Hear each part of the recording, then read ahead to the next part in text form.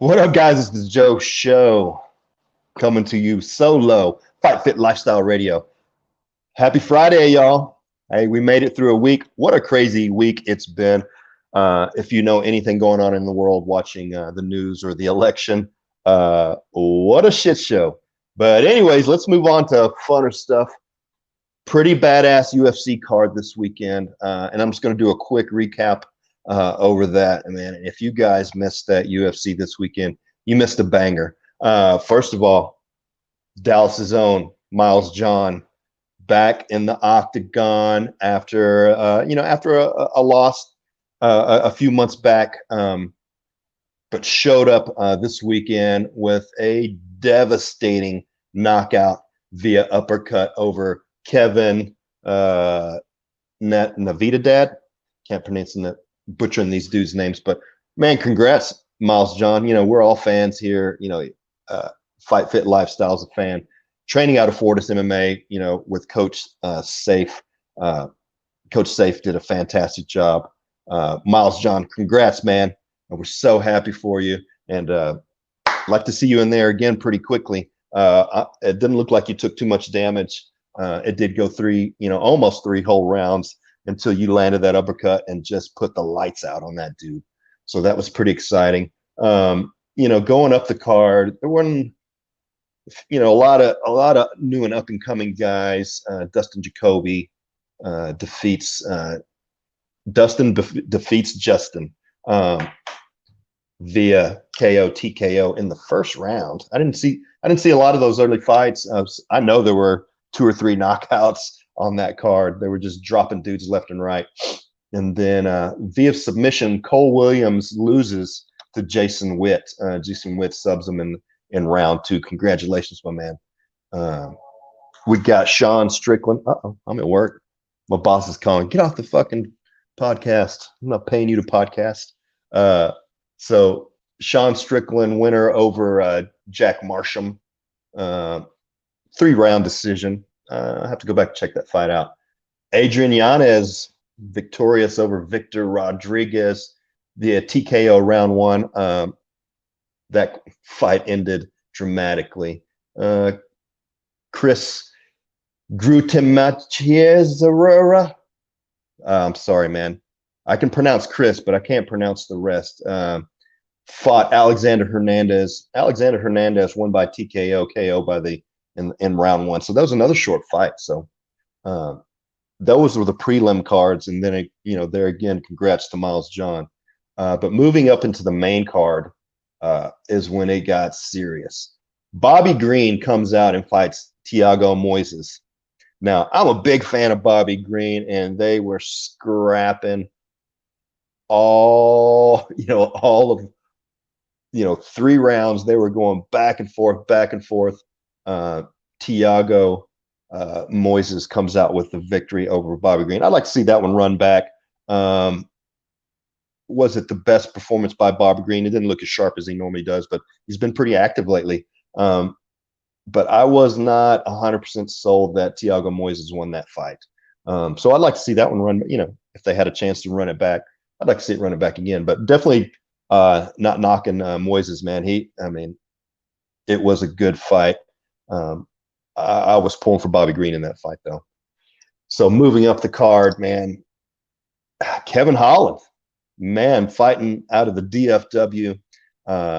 Definitely a friend of the show and one of my favorite local fighters, because we meet him out on the scene, and he's always at like XKO and local fights we go to. And he actually got a start fighting out of XKO and fighting under Lamb MMA. So if you haven't been to local fights and you haven't met Kevin Holland, man, great guy, big, tall, good looking dude, very friendly, very funny, and always out on the scene. And so, man, we are so excited for you. Coming off, what are you, 3-0 now this year, 4-0 this year? A few weeks ago, you knock out Buckley with a straight right. Buckley comes back and does the spin kick of the year and knocks out, I can't remember how to pronounce the guy's name. And then Kevin Holland's back in the game again. I mean, what is Kevin Holland made out of to stay in camp that long, to keep whooping dudes, uh, fights Charlie Ontiveros. Now, from what I hear, Charlie is another local guy on the scene, and this matchup had been in the making, even in the I call it the AAA fighting in the smaller leagues. So I think they've been on each other's in each other's crosshairs for a while.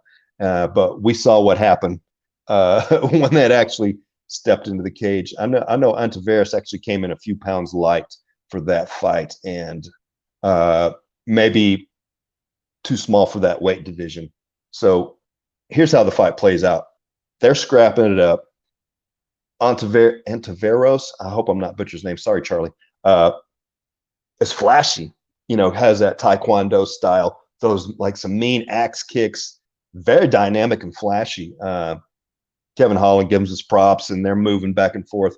They get in an exchange. Kevin Holland almost goes for this, almost looks like a half like suplex, but has his arm under Charlie Ontiveros's neck. And so when he slams him, I saw it right away, and I think he verbally tapped, but the way he landed, man, I think he crunched his neck pretty good.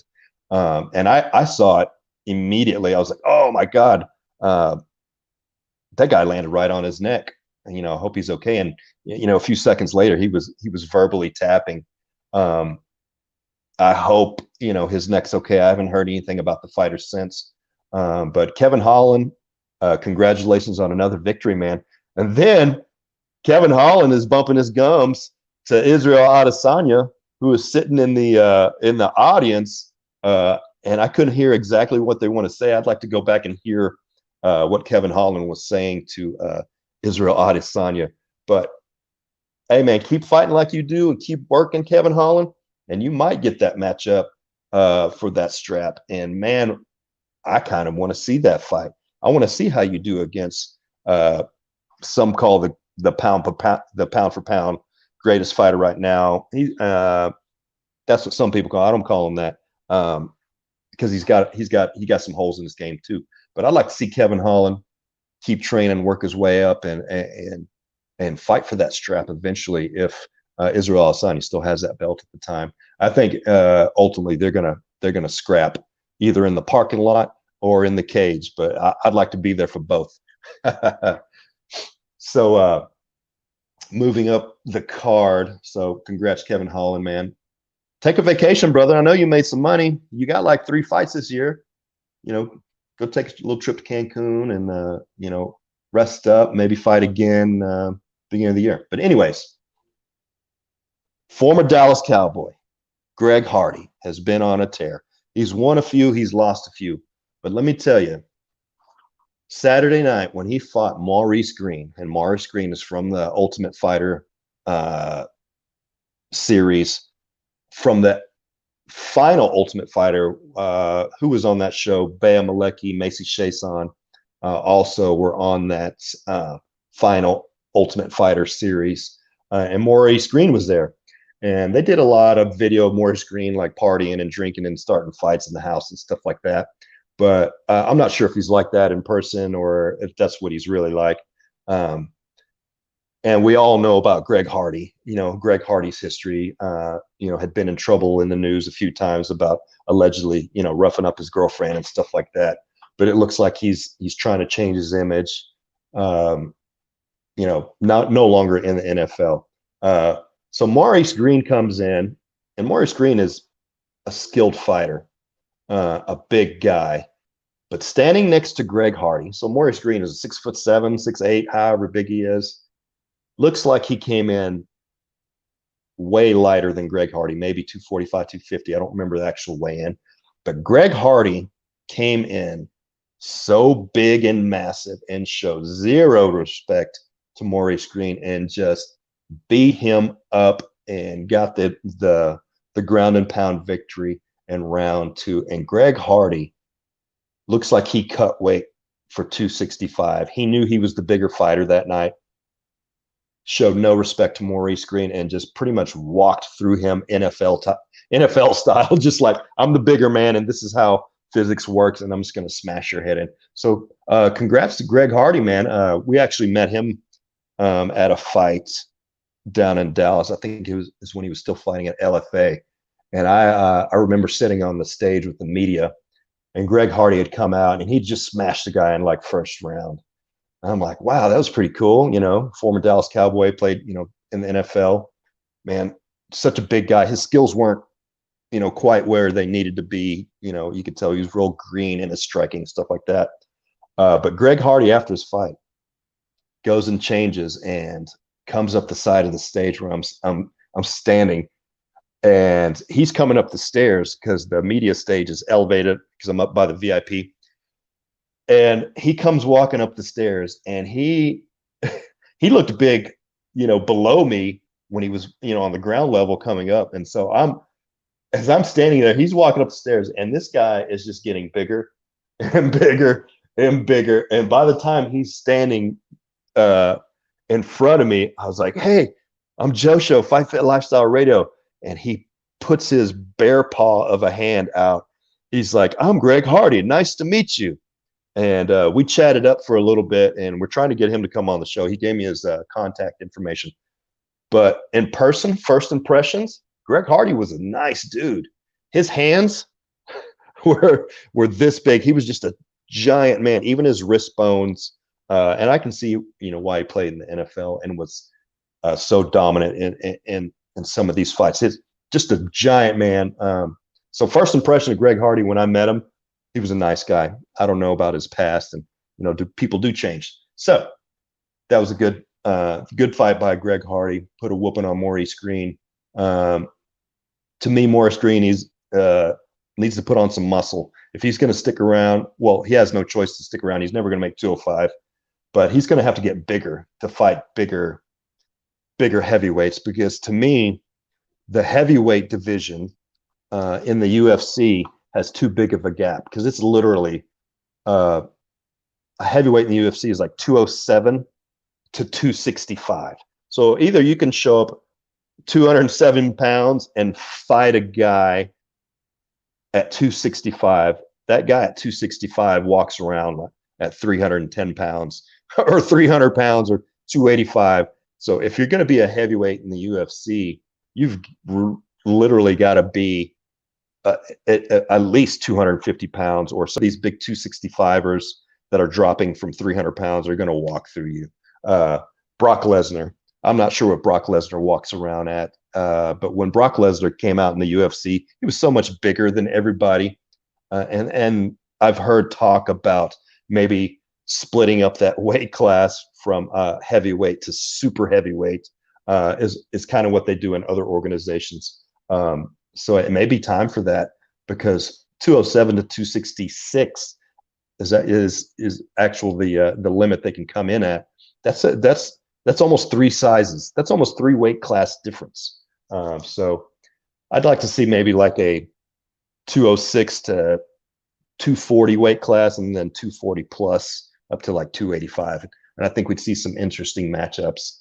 I know they talk about John Jones going up to heavyweight. I'm not sure. I haven't seen John Jones in person, but I know he's a big old dude, and I don't know how big he would be compared to a guy like Francis Ngannou, who walks around a lean 260, looks like a pro bodybuilder at 260, knowing he drops down from 285 to 200. And I'm not sure John Jones would be big enough, definitely skilled enough. I'm not sure John Jones would be big enough to handle some of those really big heavyweights who could really just get a hold of you. Because even when he fought Daniel Cormier is a small heavyweight. He was a large light heavyweight. But anyways, that's just what I'm thinking. I know I get ranting going down. Let's see, who else was on there? That was an exciting fight. So we covered who was that? So after the Greg Hardy fight, Bryce Thug Nasty Mitchell fights Andrew Touchy Feely. I hate Andrew Touchy Feely's fight nickname. It just sounds creepy to me. I thought Andrew Feely was going to win that fight, though. He was very skilled. But I'm going to tell you this, Thug Nasty, came out and put it on him, and beat him up standing up and beat him up on the ground. Thug Nasty had some sick wrestling that night. His hands look fantastic. So congratulations to Bryce Mitchell, man. Another guy who came off, I believe he was off the Ultimate Fighter as well. I thought Andrew Feely was going to get the better of that matchup, but Bryce Mitchell was not having it that night. And man, it was a good job. Good job on that fight. 3-round decision. Let me look at the details of that. Significant strikes. So 69 significant strikes by Bryce Mitchell to 72 of Feely. But Bryce Mitchell was landing at a much higher accuracy rate. He landed 46 out of those 69 strikes to Touchy Feely. He landed 27 strikes out of that 72. 13 takedown attempts by Bryce Mitchell. That is a high number of takedowns. He actually landed 7 of them. Went for 1 submission. So definitely a dominant performance by Bryce Mitchell. Now let's get to the main event. So everybody knows Anderson the Spider Silva, and everybody knows Uriah Hall. And this is a fight that people have been talking about ever since Uriah Hall's famous spinning back heel kick, or I'm not sure what they call it, Taekwondo karate, knockout in the UFC Ultimate Fighter show finale. Now, Uriah Hall came out of the Ultimate Fighter finale and fought against, damn it, what's his name? I can't think of his name, but lost to the wrestler, did not win the Ultimate Fighting finale show, but then comes out and has an up and down, career in the UFC. Makes his move. Let's see. Uriah Hall, which I'm a huge fan of, and we've had him on the show, and he fights out of Fortis MMA, training partners with Ryan Superman Spann, Stephen Ocho Peterson, and all those badass dudes coming out of Fortis MMA, Jeff Hands of Steel Neal, Miles Johns. So there's some badass guys. So Uriah Hall over this last year is looking like a wrecking machine. And his performance over, to me, Anderson Silva is the GOAT, the true GOAT. I don't care. You can call John Jones the GOAT. You can call Mighty Mouse the GOAT. You can call Khabib the GOAT. But when Anderson Silva stepped on the scene and defending his belt for years, he defended, I don't know how many times he defended that belt, 8 times or something like that. Nobody was touching Anderson Silva. So they've been talking about this Uriah Hall Anderson Silva matchup for a long time, especially when Uriah Hall first came out of the Ultimate Fighter off that dominant, spinning back kick, and then he won a few fights. He lost a few fights. He won a few fights. Comes out last Saturday night, and what round was it in? The 4th round, 3rd, 4th round? I can't remember. I've watched it a couple of times, and he's obviously, Uriah Hall is a fan of Anderson Silva, probably like most MMA fighters. When Anderson Silva came out, he was like the Muhammad Ali of MMA, with the bobbing and weaving and the elusive movement and just the pinpoint accuracy and his ring intelligence, his footwork. I mean, I could go on and on about Anderson Silva. Huge fan. But he is 45 years old. I'm 46 years old. I had gray hair. And shit hurts now. I grew up, I teach martial arts, been in martial arts. It is a tough for me just to even spar around class. I'm not Anderson Silva by any means, but Anderson Silva has had a long career. And the last part of his career, he's lost a few fights to really tough up and coming young guys. So Uriah Hall comes out and he gives Anderson Silva a lot of respect in round 1. It was round 2 or 3 when you actually see Uriah Hall kind of like, all right, well, it was almost like he didn't want to knock Anderson Silva out, but that was his job. Like, how do you beat up one of your favorite guys? But it seems like Uriah Hall got over that really quick. Once Anderson Silva was doing his footwork and sticking and moving on Uriah Hall. 111 strikes thrown by Uriah Hall, 110 thrown by Anderson Silva. They were close. It was close. Uriah Hall landed 60 shots to Anderson Silva's 53 shots. But Uriah Hall had the horsepower. When he did land, he knocked Silva down 2 times. And then the first knockdown, Uriah Hall had opened up and like, all right, I don't care who Anderson Silva is, it's time to finish him. And at the end of whatever round it was, round 3, yeah, because it was ended in round 4. So round 3, Uriah Hall throws it was overhand left, overhand right, and clips Anderson Silva right on the ear, puts him down, starts with the ground and pound. Bop, the buzzer goes off.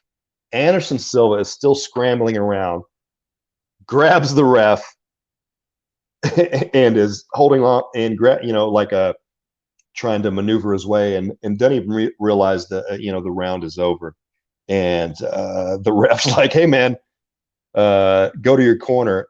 That fight, 10 more seconds on the clock. That fight was already over. And when Anderson Silva got up, he didn't look like he knew where he was. I mean, his eyes were busted up, and obviously he was trying to grapple the ref by the end of the round. So they could have it could have been very easily stopped at that moment. But that's Anderson Silva, man. He's one of the GOATs. So you don't throw in the towel early, when the GOAT's getting, beat up like that. Because you want to go back and think of Anderson Silva when he fought Chael Sonnen the first time. Chael Sonnen whooped Anderson Silva's ass for 4 round. Was it 5-round fight? I'm pretty sure it was 5-round championship fight. For 4.5 rounds, Chael Sonnen was whooping Anderson Silva, beating him up, taking him down, beating him up, taking him down. Anderson Silva throws up the choke and submits Chael Sonnen. So you don't count Anderson Silva out, even when he's been knocked down and been beaten up, even when he tries to take down the ref in between rounds because he didn't know what was going on. Goes back to his corner,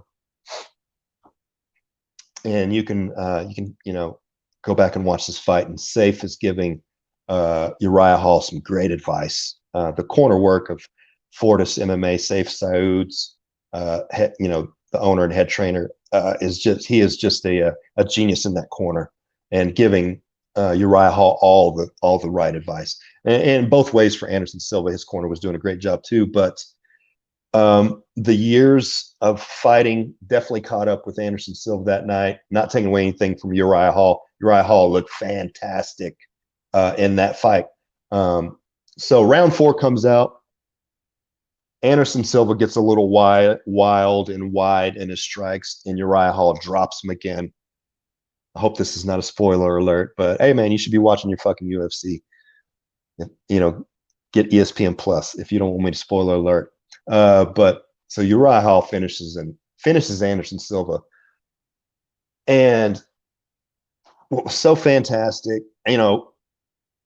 being a fan of Uriah Hall, having him on the show, we've interviewed him on the show and we've met him around town. Great guy. I was so excited and happy for Uriah Hall.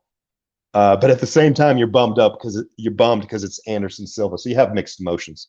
But the respect between both of those fighters, nobody humped on each other after the fight like who would have done. And you know who I'm talking about.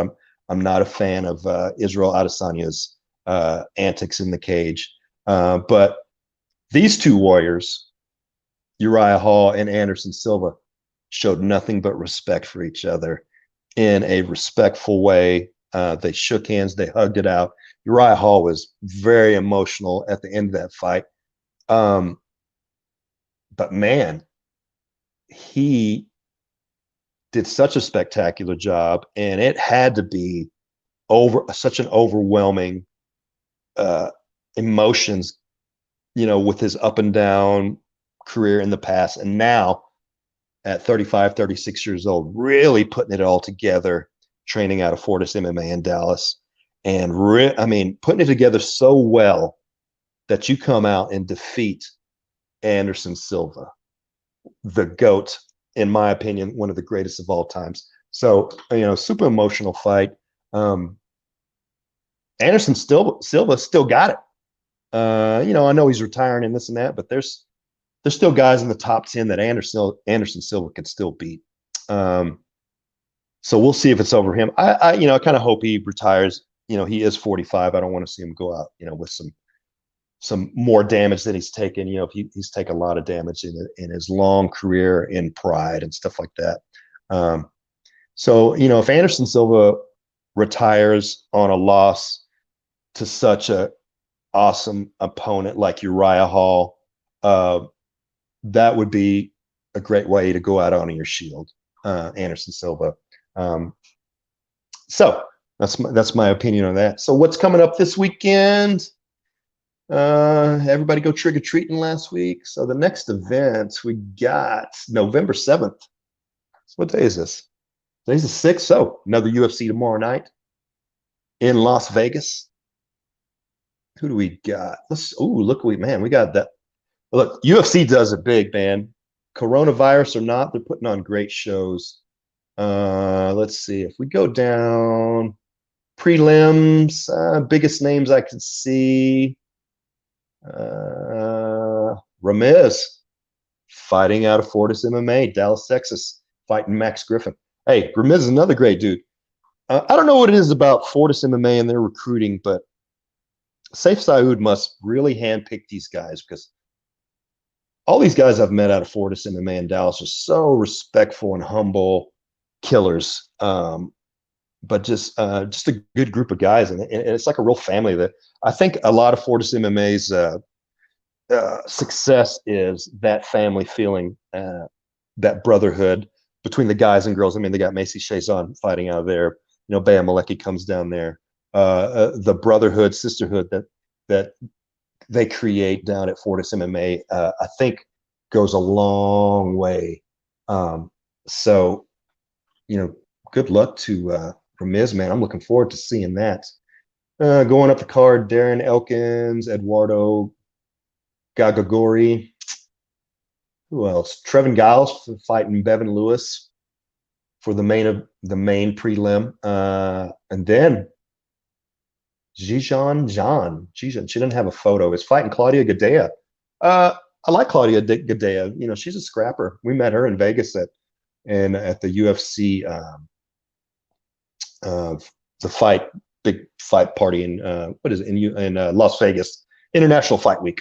Met Claudia Gadea after she signed autographs for 15 hours in the elevator. It was pretty cool.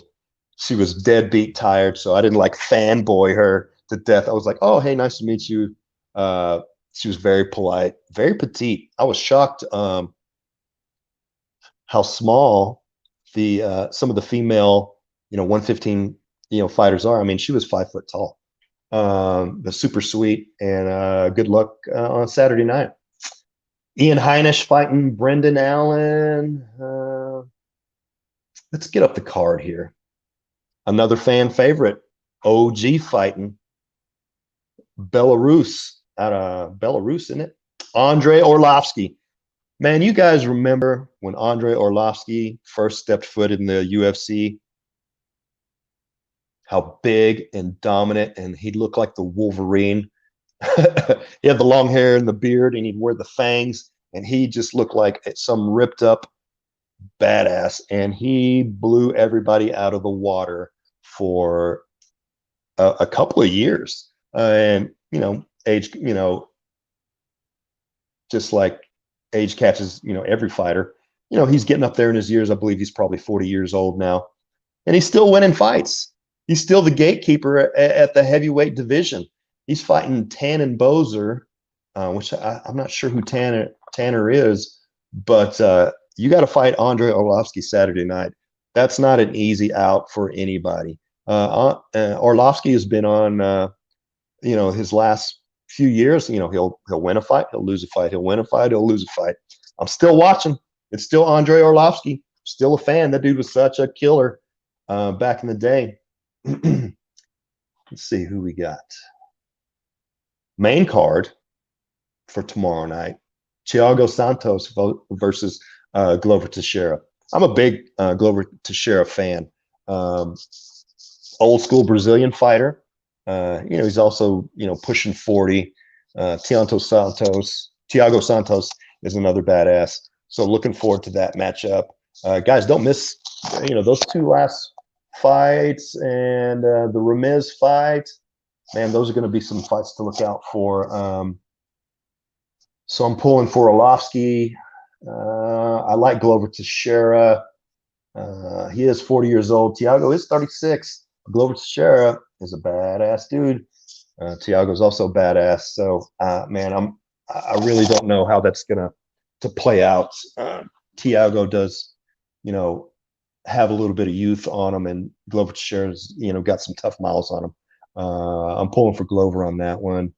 I'm pulling for Andre. I'm pulling for Miz. Claudia Gadelha. So I'm calling those are my predictions. But we'll definitely catch up again next Friday. Guys, look out for some fun and exciting stuff that Fight Fit Lifestyle has coming up. There's some exciting news coming out of Fight Fit Lifestyle. Stephen Ocho Peterson, Bimbo Slice. So tune in next week. And thanks for listening to me rant for 34 minutes. It was a good time. Thanks for tuning in. And this has been Fight Fit Lifestyle Radio. Kung Fu.